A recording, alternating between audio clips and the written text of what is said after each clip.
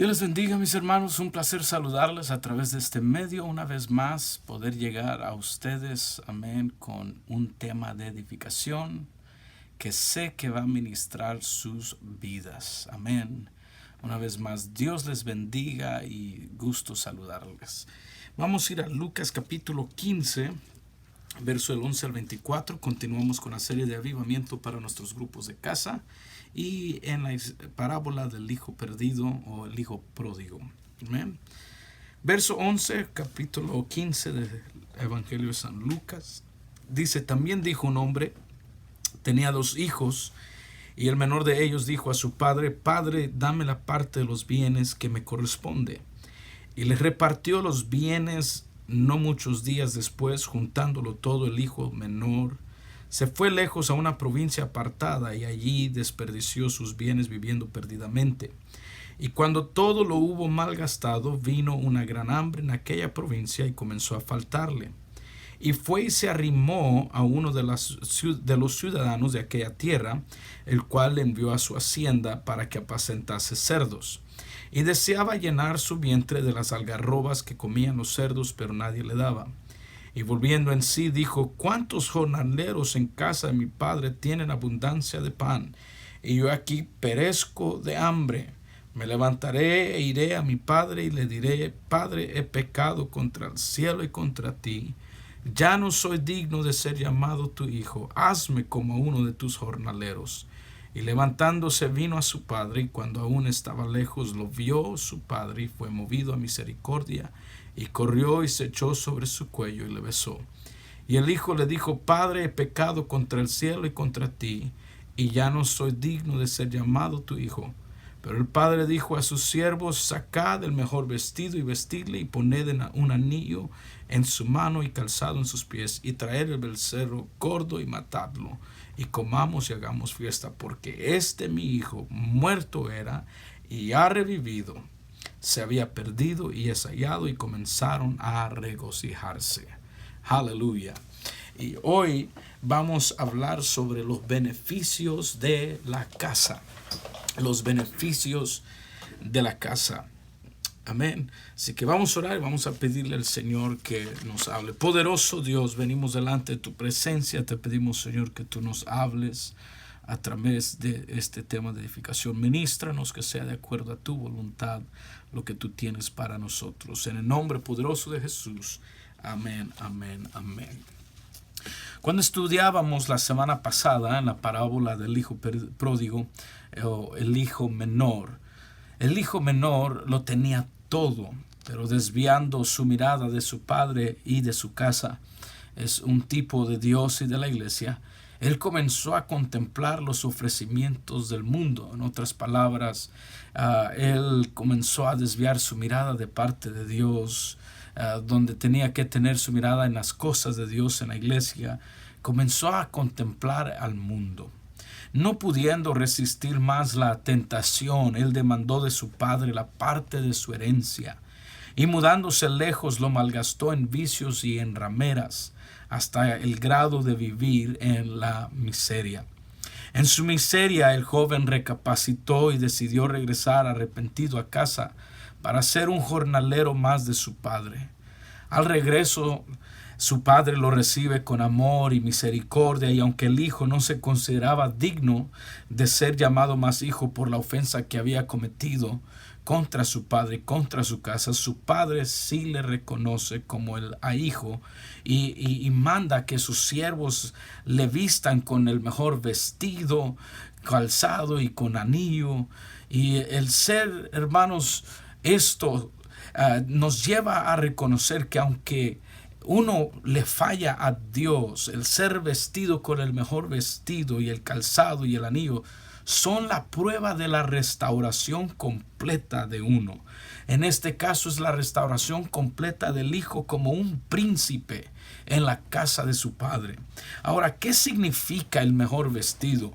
El hijo pródigo estaba vestido de harapos sucios y malolientes, y esos trapos simbolizaron la mancha del pecado, y muchos de nosotros nos hemos vestido de esa manera y hemos usado vestimentas de manchas de pecado, y el Padre manda a sus siervos a vestirle con el mejor vestido, y ese vestido representa la justificación de los pecados. Y nosotros podemos intentar de mil maneras vestirnos de justificación para apaciguar la conciencia pecaminosa que nos acecha, pero hay un mejor vestido, y ese es el de la justicia de Dios por medio del arrepentimiento.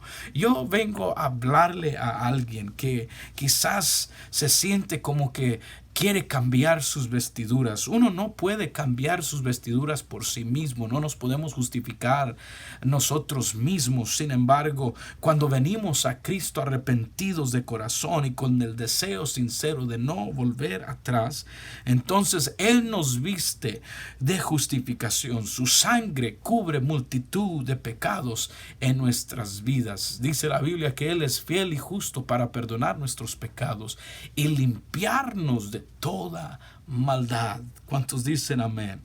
Ahora, ¿qué significa el calzado en esta ocasión? El calzado en sus pies representan una señal de libertad. En tiempos bíblicos antiguos, solo los sirvientes y esclavos caminaban descalzos.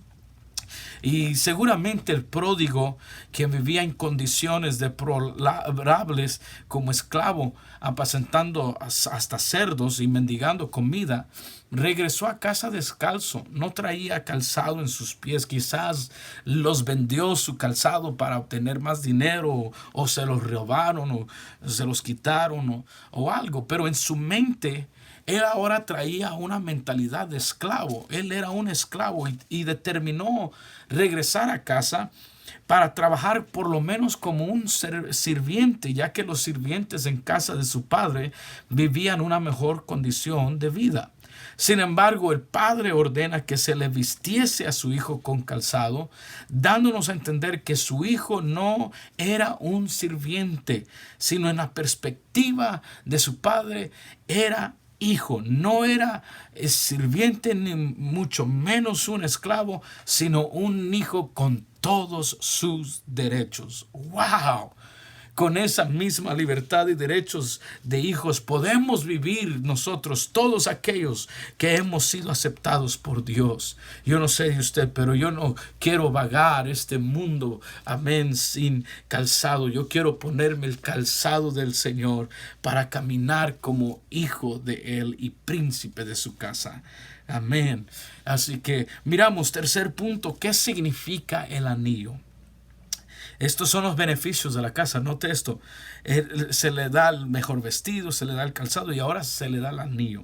Y en la historia bíblica, otorgar un anillo representaba una señal de autoridad.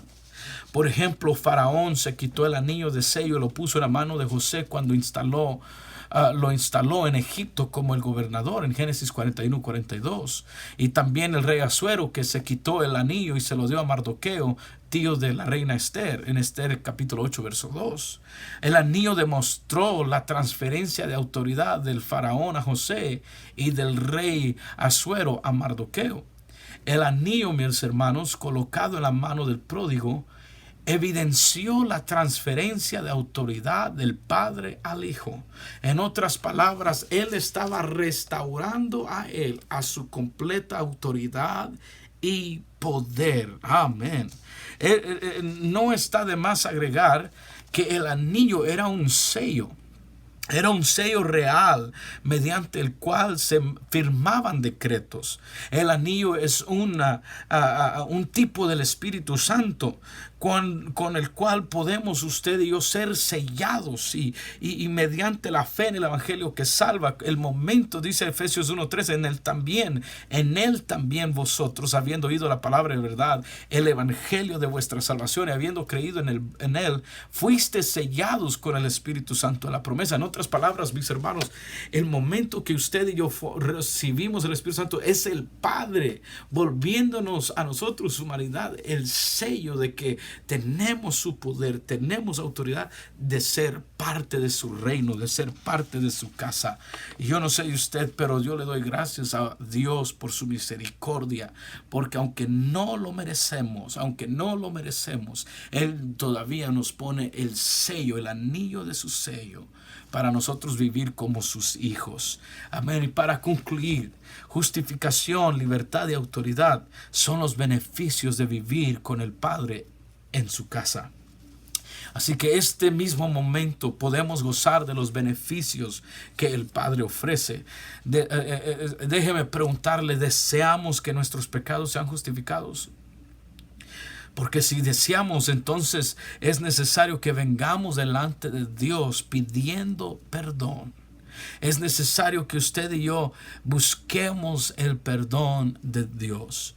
Una pregunta más: ¿deseamos de la libertad que gozan los hijos de Dios? Si la deseamos cosa buena. Entonces creamos la palabra que una vez arrepentidos tenemos los derechos de un hijo de Dios. Amén. Y por último, ¿desea usted gozar de la autoridad de Dios?